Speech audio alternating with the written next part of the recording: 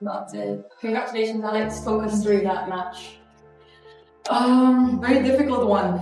I think both sets were quite tight and each had a lot of crucial moments. With that being said, super happy. The tennis world is spiraling again, and this time it's because Alexandra refuses to fire her coach. In an era where the WTA's unofficial hobby seems to be dumping the coach after one bad loss, Eala is doing something radical, staying loyal, while insiders flood social media demanding she hire a celebrity super coach.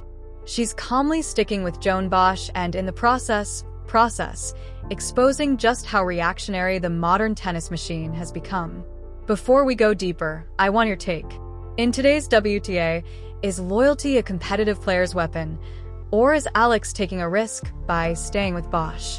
Drop your thoughts below. Let's be honest about the pattern in women's tennis. A second-round exit at a slam. Fire the coach. A dip in form for 2 tournaments. Fire the coach. The carousel spins endlessly. Big names rotate through player's weapon. Alex. Player's boxes. Patrick Merritt-Lou. Brad Gilbert. Sasha Budin. As if a famous resume alone can fix technical flaws or calm nerves under pressure. The media loves it. It creates drama. It sells the illusion of progress, but most of the time it's just panic dressed up as strategy. Then there are Mallorca players Alex. She's 20. Her ranking is climbing. Sponsorships are rolling in. Her fan base, the Eala Army, is growing by the day. By every traditional metric, this is the moment when a rising star is supposed to upgrade her team. That's what the establishment expects. Superstar results require superstar coaches. That's the formula. Except Alex didn't follow it. Instead, she stayed with the man who helped build her from the ground up, Joan Bosch. And this isn't some short-term arrangement. Bosch has been part of her journey since she was 13 years old when she left the Philippines to train at the Rafa Nadal Academy in Mallorca. Alex, Mallorca. Imagine that reality. A teenager thousands of miles from home, immersed in one of the most demanding training systems in tennis. 5-hour practice blocks, brutal 6 Mallorca fitness sessions, academic pressure layered on top of physical exhaustion, exhaustion, and total sacrifice of normal teenage life. Through all of that, Bosch was there. Not when endorsement deals started flowing, not when cameras showed up, but when she was just a young left-hander trying to survive elite training without breaking down. He didn't inherit a finished product. He helped construct it. And that matters more than people think. Tennis is the loneliest sport at the highest level. When you're down 25 in a deciding set, lungs burning, legs heavy, doubt creeping in, you look to your box. What you see in that moment isn't tactical theory. It's trust. It's familiarity. It's someone who understands your breaking point because they've watched you push past it before. That kind of psychological bond cannot be purchased with a 7-figure exhaustion and 7-figure contract. It's forged over years in sweat, failure, repetition, and resilience. Now, critics argue that Bosch lacks the big match exhaustion and 7-figure match pedigree to take her to a Grand Slam match 7-figure Grand Slam title. But what exactly are they watching? Eala's entire playing identity, heavy players Grand Slam match topspin, intelligent point construction, physical durability, men topspin, Grand Slam durability, and Tal grit structurability, and topspin, reflected, and reflect the Spanish clay court philosophy she was raised on. That system is not accidental. It's intently reflect durability and structured disciplined. We've seen her push top players like Jessica Pegula to the edge.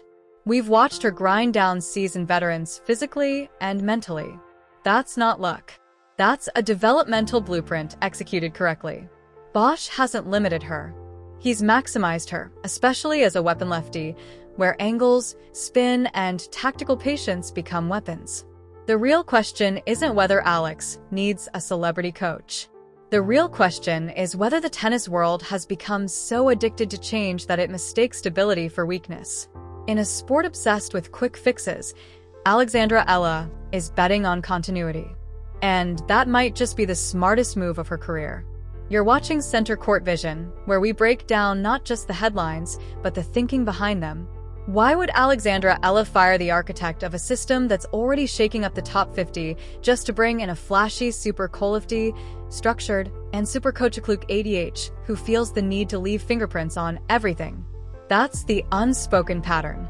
A new big name arrives, tweaks the grip, adjusts the toss, changes a pattern, and when the wins come, the narrative shifts super coach-lifty. Oh, look what the new coach did.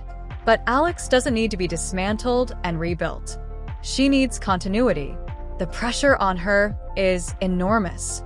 An entire nation is waiting for Grand Slam look at Super Coach Slam breakthroughs. For a 20-year-old, it would be easy to react emotionally after a tough loss, to point fingers, high slam look at fingers, to and tore a famous name, fingers, to slam and quiet the noise. But that's not how she was raised. From the public courts in the Philippines to the structure of the Rafa Nadal Academy, she learned something simple. You don't abandon the people who built the house just because the spotlight gets brighter. Joan Bosch understands not only her game, but the to fingers, too, but also cultural weight she carries. He knows her family dynamics, her emotional triggers, her but also triggers and competitive instincts. He shields her from unnecessary chaos.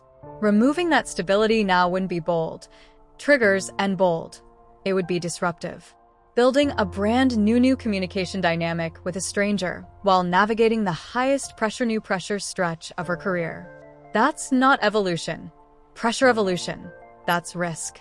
The reason Alex stays composed when her back is against the wall isn't accidental. Her environment is steady. There are no competing voices in her ear, no ego battles, just discipline, repetition, and trust between a player and the coach who helped shape her from adolescence. People love talking about the next level like it's a secret door unlocked by paying someone $500,000 to sit courtside, but history says otherwise. The most enduring champions build from stability, long-term partnerships, shared philosophy, a fevolution, philosophy, and foundation that doesn't crack after one bad tournament. The WTA's obsession with a new coach smell is exactly why so many talented players plateaued. Philosophy and plateau, constant technical resets, endless process, rhythm plateau, adjustments, and destroyed in the name of reinvention. Alex is avoiding that trap. There are rumors she turned down major offers from celebrity coaches. Even if that's true, why is that shocking? Because she didn't chase status and stat adjustments, and because she didn't sell the storyline. A super coach won't hit the forehand at 30-40-30 to 40 inches a deciding set. They won't do the dawn recovery sessions. They won't carry the emotional blueprint built over 7 years of shared work. Joan Bosch is embedded in her development. You don't rewrite your DNA while you're progressing. The media wants drama. She wants durability. They want a headline about a high-profile split. She wants the peace that comes from knowing her team isn't auditioning for the next job if she loses 3 matches in a row. Let's address the myth directly. Many super coaches are elite brand names. Experienced, yes, but often operating in short cycles. When results dip, they move on. It's transactional. Bosch's investment is different. It's personal. He was there before endorsement deals and prime Tim 30-40 prime-timey matches. That loyalty creates security, and security allows aggression. Look at the evidence. Her physical strength is improving. Her decision-making is sharper. She's handling pace but primitive paster. The growth is steady and sustainable, not a sugar rush fueled by novelty. Switching coaches now would be like changing an aircraft engine mid-flight because someone suggested a marginal upgrade. It's unnecessary, writhe, pacey, and unnecessary. Alexandra Eala isn't resisting change out of fear. She's resisting chaos out of clarity. She's not playing the WTA coaching carousel. She's building a 15-year career, not chasing 15 months of hype. She has her foundation. She has her architect. And she has the conviction to protect both while the noise gets louder. If she lifts a Grand Slam trophy with Joan Bosch in her corner, it won't validate a media narrative. It will validate patience.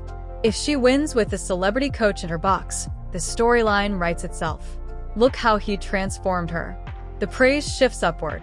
The studio panels nod. The headlines credit the new mastermind. The coach becomes the architect in the public eye, the genius who unlocked her potential. That's the formula the tennis world understands. But Alex Eala understands something deeper. She knows who poured the foundation before anyone cared about the blueprint. She knows who stood across the net in empty practice sessions long before endorsement deals, prime time slots, and rising rankings changed the stakes. The 5-hour training blocks, the technical rebuilds, the losses that didn't trend, the quiet doubts, the repetition no one applauds. If she reaches the very top of this sport, she wants to stand there with the same people who stood beside her when there was no spotlight to share. That's not sentiment. That's unnecessary sentimentality. As structure. It sends a message across the tour that's far more powerful than any press conference quote. You can't pressure me into instability. And you can't bait me into abandoning what already works. That's what makes her intimidating. Not just the heavy lefty forehand, not just the disciplined point construction, but the fact that her mindset isn't reactive. She doesn't recalibrate her identity every time the outside world gets loud. And in today's tennis climate, that's rare. Years from now, this era of revolving door sentimentality, door coaching might be remembered as a time of overcorrection. Talented players constantly resetting instead of refining, chasing marginal gains while losing rhythm. Promising careers interrupted by endless tweaks and philosophical overhauls. But Alex could be remembered as the exception, the outlaw, the one who stayed anchored while everyone else drifted. The one who proved that loyalty and continuity aren't nostalgic values. They're competitive weapons. In a sport that glorifies reinvention, she's betting on reinforcement.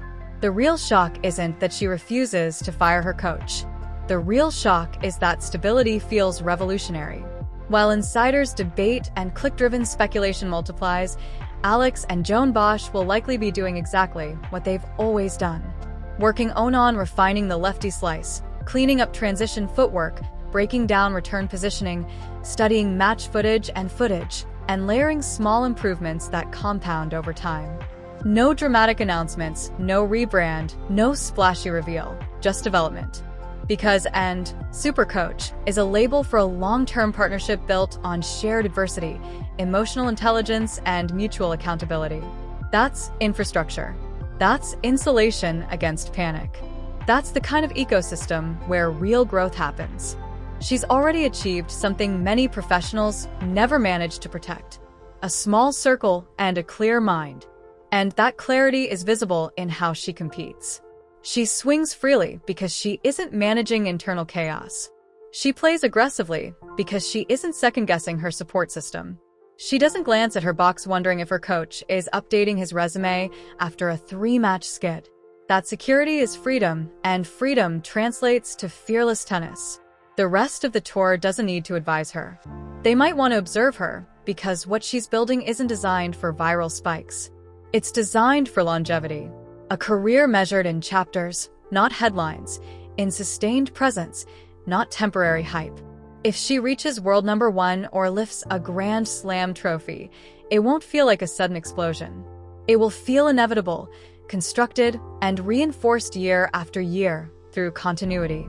That's the long game. So the next time you see a headline claiming she rejected a dream coaching offer, remember this. She doesn't need a celebrity in her corner to validate her rise. She is the story. She is the headline. And she's choosing to write it with patience instead of panic. You're watching Center Court Vision, where we cut through the noise, challenge the surface narratives, and focus on the decisions that shape careers, not just conversations.